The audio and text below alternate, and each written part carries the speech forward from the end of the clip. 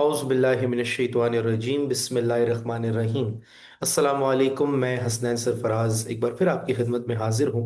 आज हम बात करेंगे साइकोलॉजी की।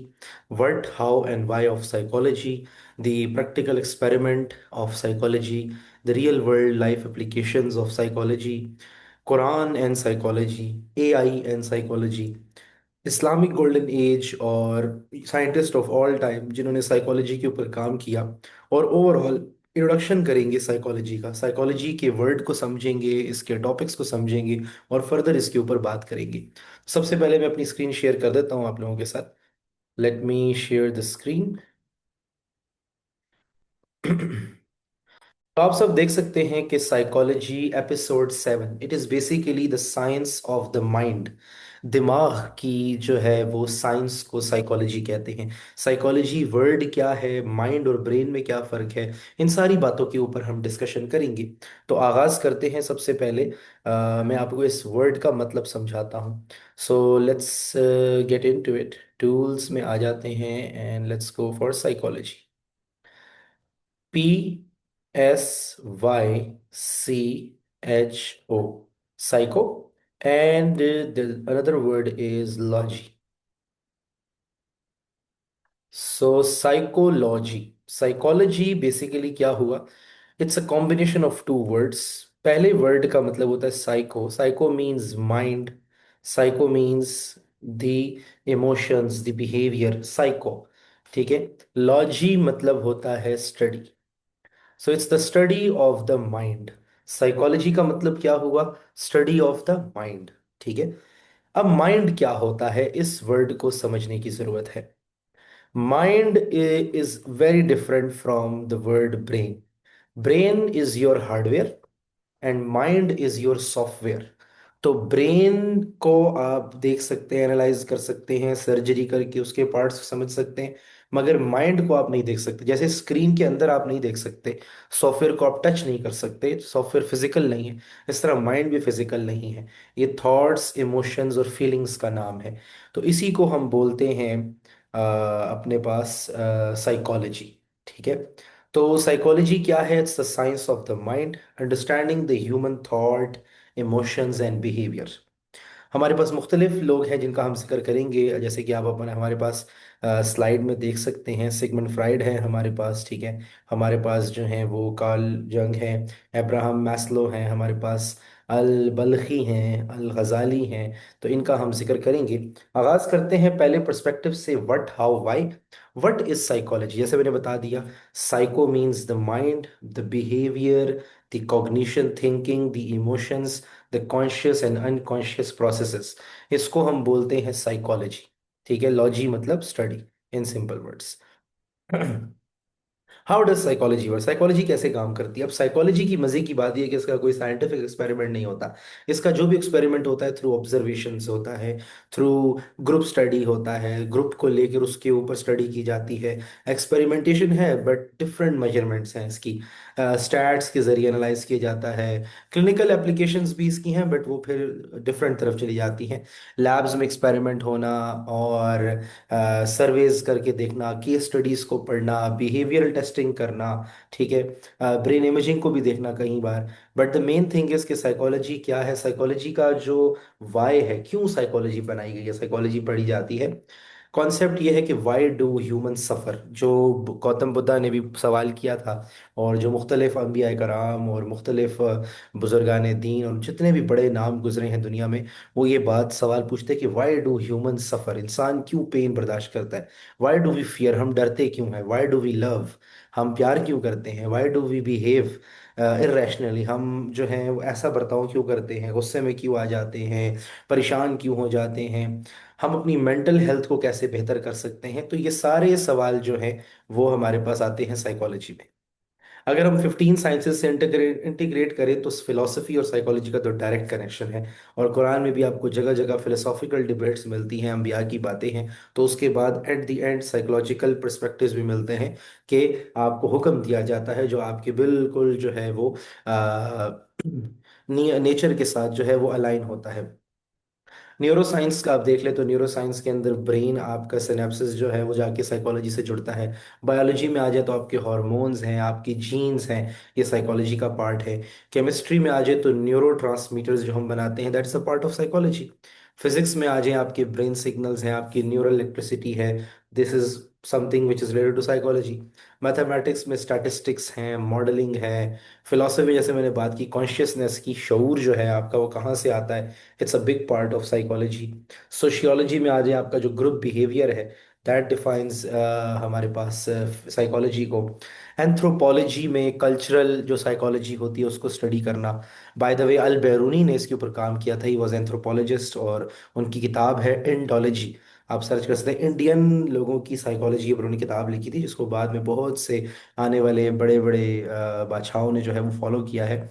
लिंग्विस्टिक्स में आ जाए तो लैंग्वेज प्रोसेसिंग, इकोनॉमिक्स में आ जाए तो बिहेवियरल इकोनॉमिक्स, पॉलिटिकल साइंस में आ जाए तो मैथ्स साइकोलॉजी, और एजुकेशन में आ जाए तो लर्निंग थ्योरी, थियोलॉजी में आ जाए तो सोल, मोरालिटी, आर्टिफिशियल इंटेलिजेंस में आ जाए तो कॉग्निशन मॉडलिंग है, फिर मेडिसिन में साइकेट्री।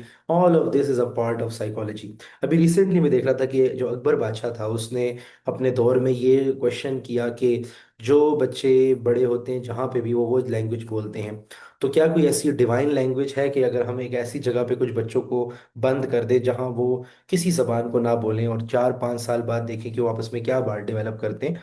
तो उसने इस तरह 12 खवातीन को लिया था, 12 बच्चों को लिया था, और एक गुंज महल के नाम से उसने एक जगह पे उनको बंद कर दिया जहाँ बाहर की कोई अट्रैक्शन नहीं थी, उनकी तरफ कोई इंटरेक्शन नहीं था, आपस में बात नहीं करते थे, बल्कि वो साइलेंटली उनकी केयर करती थी। और 4 साल बाद जब उनको विजिट किया गया तो देखा कि वो आपस में बात तो कर रहे हैं, मतलब कौन सी जबान में। अकबर ये जानना चाहता है कि क्या डिवाइन है इनके दरमियान। तो वो जो था, और उन्होंने कोई जबान आपस में नहीं बोली, लेकिन वो जिस तरह जानवर आपस में एक दूसरे से बात करते हैं, इस तरह के सिग्नल्स में वो बात कर रहे थे। और आपस में एक दूसरे को अपना जो पॉइंट ऑफ व्यू था वो बच्चे आपस में समझा पा रहे थे। लेकिन दुनिया से वो कट गए, और इस हद तक कट गए कि वो कभी दोबारा फिर कोई लैंग्वेज डेवलप नहीं कर पाए थे। तो आप इसके बारे में सर्च कीजिएगा। तो साइकोलॉजी बड़ी ही हैरान कुन चीज़ है, क्योंकि हमें अपने दिमाग के बारे में कुछ भी नहीं पता। ब्रेन के बारे में हमें बहुत कुछ पता है, लेकिन माइंड के बारे में अभी हमें 1% भी नहीं पता। जितनी भी आपको साइकोलॉजिस्ट की बातें मिलती हैं, ज़रूरी नहीं है वो 100% ठीक हो। वो सारी की सारी थ्योरीज हैं, लॉ नहीं है माइंड को लेकर कोई भी। तो it's all about the mindset. कोई किसी चीज़ के पेन को पसंद करते हुए उस चीज़ को परफॉर्म करता है, कोई पेन से भागता है, कोई प्लेजर तलाश करता है। इसीलिए आपको डिफरेंट साइकोलॉजीज मिलेंगी। रियल वर्ल्ड एप्लीकेशंस में देखें, आपकी क्लिनिकल थेरेपी जो होती है, कोई डिप्रेशन को एक गुड थिंग समझता है, एंग्जाइटी को, ट्रॉमास को, कोई इसको बैड लेता है। एजुकेशन एंड लर्निंग के अंदर आपको साइकोलॉजी नज़र आती है। मार्केटिंग में, परसुएशन में मार्केटिंग जो साइकोलॉजी नज़र आती है। लीडरशिप में, ऑर्गेनाइजेशनल बिहेवियर में, क्रिमिनल की प्रोफाइल निकालने में, बिहेवियर इकोनॉमिक्स को पढ़ने में, पेरेंटिंग में, अटैचमेंट में। मिलिट्री की साइकोलॉजी अलग होती है, स्पोर्ट्स की साइकोलॉजी अलग होती है। तो it's all about the mindset. वो हमारे टीचर तो बड़ी अच्छी बात करते थे कि one man's trash is another man's treasure. एक इंसान जिस चीज़ को अच्छा समझता है, दूसरे बंदे का पर्सपेक्टिव ये होगा कि यही चीज़ बुरी है। और जिस चीज़ को मैं समझता हूँ कि मैंने उससे ही फायदा उठाया और मैंने उस चीज़ के जरिए ही सब कुछ सीखा, दूसरा इंसान समझेगा कि मेरी जिंदगी का सबसे बड़ा मसला ही इस चीज़ का होना था। तो psychology is the study of perspectives. हर बंदे की अपनी लाइफ का लेके अपना पर्सपेक्टिव है, तो अपनी ज़िंदगी में मशवरा लेते वक्त बहुत गौर फिक्र करना चाहिए कि आप किससे मशवरा ले लें, क्या उन्होंने वो लाइफ गुजारी है, और अगर गुजारी भी है तो हर बंदे की लाइफ डिफरेंट है, उसको अपनी लाइफ को खुद लिव करके जीना है। हर बात सीखी नहीं जा सकती, कुछ मैदानों में खुद भी उतरना पड़ता है। पर्सपेक्टिव नंबर 4 अगर हम देखें तो हमारे पास कुरान जो है वो इंटीग्रेशन में अगर हम देखें तो नफ्स का जिक्र करता है, जो आपका सेल्फ है, कल्ब का जिक्र करता है, हार्ट है, आपकी अकल का जिक्र करता है, जो आपका इंटेलेक्ट है। हमारे पास मुख्तलिफ ऐसी मिसालें मौजूद है, जैसे कुरान में जो है वो हमारे पास आयत है 13, कुरान 13:3, आप देख सकते हैं, सूरह रात, ठीक है। अब इसमें आप देख लें, and he is the one who spread out the earth and placed firmed mountains and rivers upon it and created fruits of every kind in pairs. He covers the day with night. Surely in this are the signs of those who reflect. तो reflect क्या है, mind के साथ है, आपके intellect के साथ है। This goes towards the psychology part. अगर आगे हम बढ़ते हैं, इसी में आयत नंबर 28 है हमारे पास, 13:28, 13:28, कुरान। तो वी कैन सी कि इसी में आपके पास आता है दोज हु बिलीव, वो लोग जो ईमान लाते हैं, in whose hearts find comfort in the remembrance of Allah, surely in the remembrance of Allah do hearts find comfort. अब ये साइकोलॉजी का एक पार्ट है कि जब आप मेडिटेशन की तरफ जाते हैं, जब आप समझते हैं कि हायर अथॉरिटी है और उसके साथ जुड़ जाते हैं, कनेक्शन बिल्ड करते हैं, तो आपका माइंड रिलीफ पाता है, which is purely study of psychology. इसके अलावा अगर हम देखें तो कुरान के अंदर हमारे पास सूरह नंबर 91 जो है उसकी आयत नंबर 8 हम सर्च कर लेते हैं, एंड दैट्स इट। सूरह शम्स है, सूरह शम्स की आयत नंबर 8 को भी हम जरा देख लेते हैं। इसमें अगर आप देखेंगे तो there are so many things जिसको डिस्कस किया गया है। Then with the knowledge of right and wrong inspired it.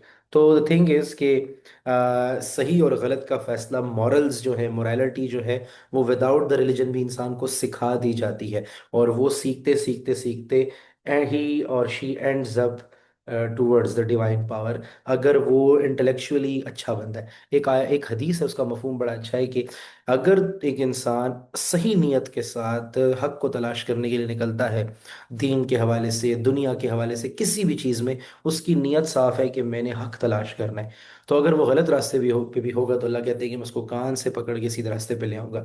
तो आप सच्ची नीयत के साथ, इन्नमल अमालु बिन्नियात, आप सच्ची नीयत के साथ कभी भटक ही नहीं सकते। अगर आप भटकेंगे भी तो इवेंचुअली आपको लेके जाया जाएगा रियल रास्ते की तरफ। तो अगर आप सेल्फ रेगुलेशन कर रहे हैं, जिसको हम तज़किया कहते हैं, कॉग्निटिव रीफ्रेमिंग कर रहे हैं, जिसको हम कुरान की रूह से अरबी में तवक्कल कहते हैं, इमोशनल रेगुलेशन कर रहे हैं आप अपनी, जिसको जिक्र हम कहते हैं, ठीक है, या मॉरल साइकोलॉजी, आपकी अकाउंटेबिलिटी, आप अपने हिसाब जानते हैं कि यू आर अकाउंटेबल। तो ये चीज़ें सारी जो है साइकोलॉजिकल पर्सपेक्टिव से हमें जगह जगह नज़र आती हैं। जितनी भी मुख्तलिफ कुरान का 1/3 पार्ट जो है वो फिलोसॉफिकल है, यानी कि उसमें अम्बिया के वाक़यात हैं, तो 1/3 पार्ट में साइकोलॉजिकल रूल्स एंड रेगुलेशंस दी गई हैं जो आपकी टोटल, आपकी फितरत के साथ बैठती हैं। और आगे जाके हम social interaction psychology and so many things जो आपको नजर आएंगी, हम देखते चले जाएंगे। एआई की इंटीग्रेशन अगर देखें तो न्यूरल नेटवर्क्स के अंदर आप न्यूरॉन्स से इंस्पायर हुए हुए हैं, ठीक है, आपकी पैटर्न रिकग्निशन है, आपकी री इन्फोर्समेंट लर्निंग, जिसको आरएल हम कहते हैं, प्रेडिक्टिव बिहेवियर मॉडल्स हैं, ये सब के सब जो है वो साइकोलॉजी से इंस्पायर्ड हैं एआई के थ्रू। ठीक है, अब मॉडलिंग ह्यूमन साइकोलॉजी पे हो रही है। मैं रिसेंटली देख रहा था कि अब जो सेल्फ ड्राइविंग कार्स बन रही हैं, उनके जो बनाने वाले हैं वो साइकोलॉजिकल डिबेट्स में हैं, फिलोसॉफिकल डिबेट्स में हैं कि कैसी ट्रेनिंग हो, कि बिहेवियर क्या हो, मशीन्स किस तरह बिहेव करें, ओनर को सेव करें या सामने आने वाले क्लाइंट को सेव करें, सामने आने वाले यूज़र को सेव करें, पर्सपेक्टिव क्या हो, क्योंकि रूल्स ऑफ मशीन या रूल्स ऑफ रोबोट तो यही होते थे कि अपने आप को भी बचाना है, ह्यूमन को भी बचाना है, और दोनों में से किसी एक को बचा सको तो खुद जल जाना, लेकिन ह्यूमन को नुकसान ना हो।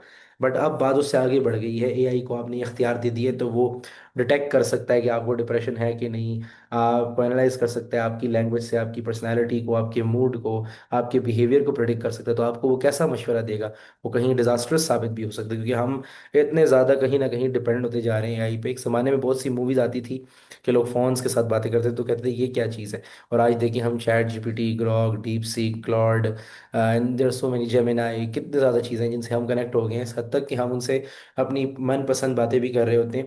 यू नेवर नो, वो इनडायरेक्टली आपका, आपका कॉन्शियसनेस, आपका सब्जेक्टिव एक्सपीरियंस, आपकी स्पिरिचुअल डायमेंशन को चेंज कर रहा हो। सो यू नेवर नो, इसीलिए इन चीज़ों के ऊपर बड़ा ध्यान रखना पड़ता है। फाइनली प्रैक्टिकली कोई एक्सपेरिमेंट अगर हम देखें तो आप ये देखें कि जो परसेप्शन होता है और जो पर्सपेक्टिव होता है उसमें बड़ा फर्क होता है। आपका परसेप्शन क्या है किसी चीज़ को लेके, ये एक बड़ा ज़बरदस्त कॉन्सेप्ट है, और ये मैं चाहता हूँ कि आप लोग इस कॉन्सेप्ट को समझें। परसेप्शन क्या है? परसेप्शन, कोई चीज़ आपको किस तरह से परसीव हो रही है, आप उस चीज़ को किस तरीके से जो है समझ रहे हो। और फिर दूसरा है पर्सपेक्टिव। तो दोनों में फ़र्क समझना बहुत ज़रूरी है। परसेप्शन क्या है कि भाई रियलिटी, जो मैं परसीव कर रहा हूँ ज़रूरी नहीं है कि वो रियलिटी हो। एक सिंपल सी एग्जांपल देता हूँ कि मैं जो है एक जगह पे खड़ा हूँ, अचानक से कोई एक बंदा आके मुझे धक्का देता है और मैं ज़मीन पे गिर जाता हूँ, तो मेरा परसेप्शन ये जाएगा कि इसने मुझे धक्का दिया है, इसकी हिम्मत कैसे हुई, इसने मुझे हर्ट किया और मैं दुख गया, मेरा जाके ज़मीन पे कोहनी लगी, वो छिल गई और मैं रोड साइड पे गिरा। तो ये मैं समझ रहा हूँ कि ये मेरी रियलिटी है, लेकिन मैं अब उसके परस्पेक्टिव से देखता हूँ या ओवरऑल आसपास के परस्पेक्टिव से देखता हूँ, तो पीछे से बहुत तेज बाइक आ रही थी। अगर वो बंदा मुझे हटाता ना, तो वो बाइक मुझे हिट कर लेती और मुझे, या कोई गाड़ी आ रही थी या कुछ भी ऐसा आ रहा था कि मुझे वैसे ही वो हिट करता, तो मैं ज़्यादा नुकसान में आ जाता। अब मेरा पर्सपेक्टिव नया हो गया, मेरा परसेप्शन खत्म हो गया, उसकी तरफ का पर्सपेक्टिव आ गया। तो अब मुझे लगेगा कि इसने तो बिल्कुल ठीक किया, बहुत अच्छा किया, और बिल्कुल बात बदल जाएगी। तो perception is not always the reality. हम जो चीज़ परसीव कर रहे हैं, हम अपनी साइड ऑफ लाइन से देख रहे हैं, ज़रूरी नहीं है कि वही टोटल रियलिटी हो। इसी को हम कहते हैं कि ज़रूरी नहीं किसी बड़े से बड़े साइकोलॉजिस्ट में कोई बात की है तो बात ठीक हो। इट डजेंट मैटर, आपका अपना इमोशनल रिस्पॉन्स है, आपकी अपनी जो है वो चीज़ों को देखने का जाविया है। तो किसी के मुताबिक ज़िंदगी नहीं गुजारी जाती। ज़िंदगी के जो जो चीज़ें हैं आप पढ़ते हैं, उनको अपनी लाइफ में देखें। Not every discussion, not every suggestion, not every rule will work for you. Sometimes you have to find your own ways. Seventh perspective अगर हम देखें, हिस्टोरिकल कंट्रीब्यूशन, तो इस्लामिक गोल्डन एज में अल बल्खी जिनकी बहुत बड़ी कंट्रीब्यूशन है हमारे सामने, गालिबन हमने यहाँ पे अल बल्खी को रखा है। तो अल बल्खी जो है वो डिप्रेशन की अर्ली क्लासिफिकेशन उन्होंने डिस्कस की थी।